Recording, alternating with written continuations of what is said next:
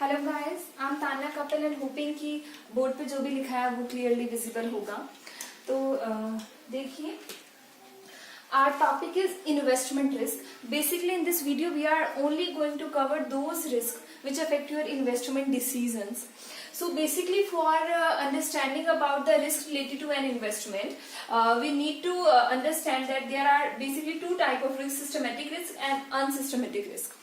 Systematic risk are those risks which are in the system and we can't reduce its effect, and unsystematic risks are those risks which give their effect to a limited kind of securities.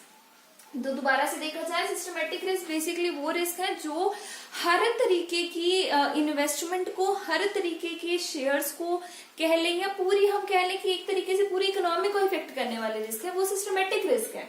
और उनको आप कुछ भी कर लीजिए, आप उनके असर को थोड़ा कम कर सकते हैं बट आप बिल्कुल निग्लेक्ट नहीं कर सकते उस चीज को। पर अनसिस्टमेटिक रिस्क वो रिस्क है जिसको अगर आप एक रेशनल डिसीजन ले तो आप उस तरीके के रिस्क को कम कर सकते हैं, बट जो सिस्टमेटिक रिस्क है वो फिर भी आपकी इन्वेस्टमेंट में रहेगा ही रहेगा, बिकॉज उस रिस्क को कम कर पाना पॉसिबल नहीं है। तो देखते हैं टाइप ऑफ इन्वेस्टमेंट रिस्क। सबसे पहला है मार्केटिंग रिस्क। मार्केटिंग रिस्क एक सिस्टमेटिक रिस्क है, पहली बात, मींस आप इसके असर को कम नहीं कर सकते, ठीक है। नेक्स्ट है मेनली म्यूचुअल फंड। ऐसे रिस्क जो मार्केट रिस्क है वो मेनली कहाँ देखा जाता है, ज्यादातर जब हम इन्वेस्ट कर रहे हैं म्यूचुअल फंड्स में, तो इस तरीके की रिस्क को हम ज्यादा कंसीडर करते हैं, अदरवाइज इस तरीके के रिस्क को बहुत ज्यादा कंसीडर नहीं किया जाता। Main type of such risk when considered about the investment in equity risk and current risk etcetera.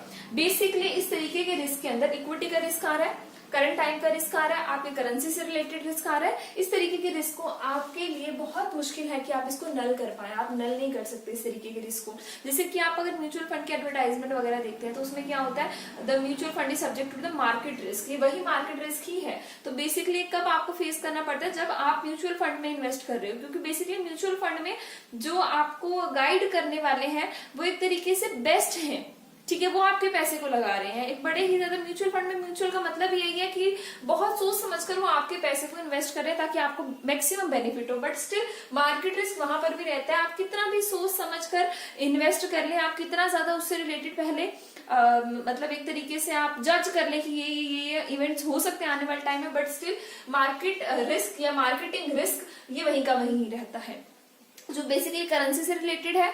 और ऐसा रिस्क जो इक्विटी शेयर वालों को भी, वो इक्विटी रिस्क भी है। नेक्स्ट है investment interest rate risk. Interest rate risk क्या होता है, the possibility of decline in the value of the fixed rate debt but increase in the value of, but नहीं यहाँ पर बाय आएगा, by increase in the value of interest rate. Basically होता क्या है, जब हमारा मार्केट में रेट ऑफ इंटरेस्ट बढ़ता है तो उन लोगों को नुकसान हो जाता है जिन्होंने अपना पैसा फिक्स्ड कहीं पर डाला हुआ है, एफडी करवाई हुई है, फिक्स्ड डिपॉजिट में डाला हुआ है। अगर मैं कहूं कि मार्केट में रेट ऑफ इंटरेस्ट आपका बढ़ रहा है, मार्केट का रेट ऑफ इंटरेस्ट क्या बढ़ रहा है, मार्केट का जो रेट है वो बढ़ता जा रहा है, तो अगर मैंने एफडी करवा रखी है तो मेरे को एफडी में तो वही पुराना रेट ऑफ इंटरेस्ट मिलेगा। तो ये एफडी वालों को क्या होता है, मार्केट के रेट ऑफ इंटरेस्ट बढ़ने से हमारे एफडी की जो वैल्यूज होती हैं वो क्या होती है, घटती चली जाती हैं। अब मुझे पता है कि मार्केट जिस तरीके से ऊपर जा रही है, हर रोज ही इंटरेस्ट रेट बढ़ते जा रहे हैं, तो मैं कभी भी एफडी में नहीं डालूंगी, क्योंकि एफडी में तो मैंने जहां डाला ना वहां मेरा पैसा फंस जाएगा आगे आने वाले 4, 5, 2, 3 साल में, तो क्योंकि वो फिक्स्ड है, ठीक है। नेक्स्ट है इन्फ्लेशन रिस्क। इन्फ्लेशन रिस्क को अगर हम बात करें तो इसमें दो तरीके की चीजों को कंसीडर किया जाता है। पहला इसके अंदर टाइम फैक्टर, दूसरा है परचेज पावर। दो ही मेन चीजें इन्फ्लेशन रिस्क के अंदर कंसीडर की जाती हैं, टाइम फैक्टर और परचेजिंग पावर।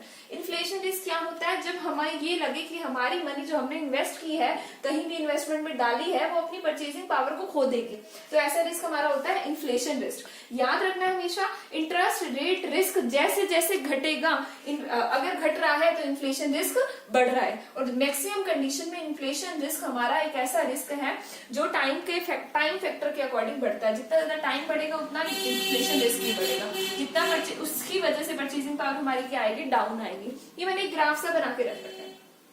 इसलिए मैंने ये टाइम को ये मैं ओ एक्सिस पर, इस ओरिजिन पर मैंने दिखाया, ओ वाई एक्सिस पर मैंने अपने रेट ऑफ इंटरेस्ट को दिखाया।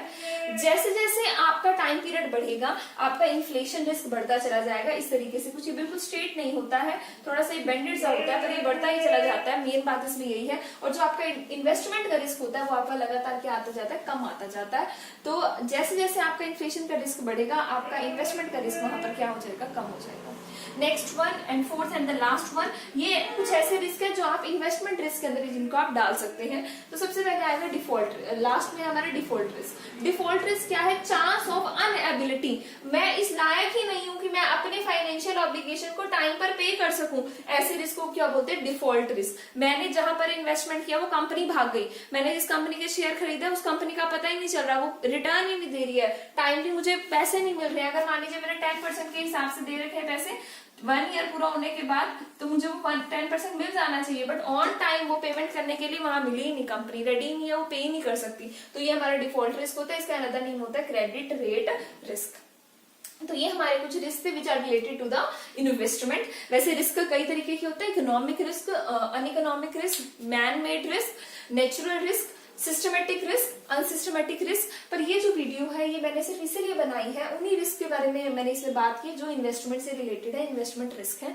फटाफट से रिवाइज कर लेते हैं क्योंकि रिवीजन बहुत ज्यादा जरूरी है, नहीं तो हम भूल जाएंगे। सबसे पहले मार्केटिंग रिस्क। मार्केटिंग रिस्क वो रिस्क है जो मेनली म्यूचुअल फंड में है, जो सब्जेक्ट टू द मार्केट है, जो होगा ही होगा, जिसको आप चाह कर भी कम नहीं कर सकते, वो आपके मार्केटिंग रिस्क है, मार्केट रिस्क है। जैसे कि करेंसी की वैल्यू अगर इंटरनेशनल मार्केट में चेंज हो रही है उसकी वजह से जो रिस्क आ रहा है। नेक्स्ट है इंटरेस्ट रिस्क। ये वो रिस्क है जब आपके इंटरेस्ट रेट में चेंज होने से आपके ऊपर रिस्क आ जाता है। जैसे जैसे नॉर्मल मार्केट के अंदर इंटरेस्ट रेट बढ़ता है वैसे वैसे एफडी जिन्होंने फिक्स्ड में जिन्होंने पैसे डाल रखे हैं उनका रिस्क, उनकी वैल्यू घटती है, तो वो भी एक क्या है, रिस्क है। तो ये है हमारा इंटरेस्ट रिस्क। नेक्स्ट है इन्फ्लेशन रिस्क। इन्फ्लेशन रिस्क ये वो रिस्क है जो टाइम फैक्टर, परचेसिंग पावर और मनी जब की वैल्यू जब समय के साथ घटती है उससे रिलेटेड रिस्क है। मेन बात यह है कि आपका जो इन्फ्लेशन रिस्क है उसका इंटरेस्ट रेट के साथ इनवर्स रिलेशनशिप है। जैसे जैसे आपका इन्फ्लेशन रिस्क बढ़ेगा इंटरेस्ट रेट का रिस्क आपका घटता चला जाएगा। नेक्स्ट है डिफॉल्ट रिस्क। डिफॉल्ट रिस्क वो रिस्क है जब आपका एक पर्टिकुलर टाइम पीरियड के बाद आपको कुछ मिलना है, कुछ भी हो सकता है वो रिटर्न का मतलब ये नहीं कि प्रिंसिपल ही मिलेगा, आपको इंटरेस्ट भी रिटर्न ही है आपका, जो भी आपको मिलना है, जब वो आपको ऑन टाइम नहीं मिल पा रहा है, तो ये वो रिस्क डिफॉल्ट रिस्क है। इसका अनदर नेम है credit risk. Thanks for watching this video. हम अपनी नेक्स्ट वीडियो एक्चुअली हम एक अलग से चैनल ही लॉन्च करने वाले हैं मार्केटिंग के लिए। किस नेम से हम वो चैनल बनाएंगे मैं ही उस पर सारी वीडियो दूंगी।